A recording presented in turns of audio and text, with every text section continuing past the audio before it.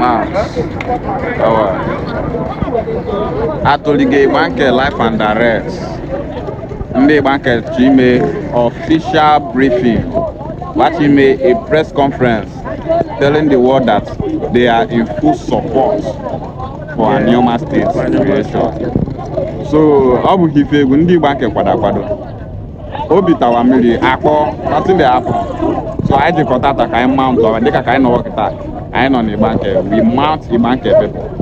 Anioma State is a go. Mana ọ bụrụ na iwekwa iwe na ndị Igbanke chi banya na Anioma State iwe ya wegbuo ya.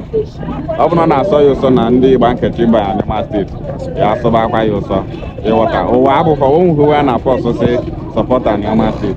Ọ bụrụ ịchọ ka Anioma State bịa and improve ya ịchọ ka Anioma State bịa ya adịbara ya mma. We shall never be well with our, we don't pray for our enemies.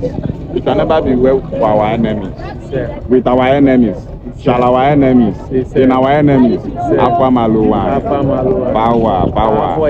Afoga.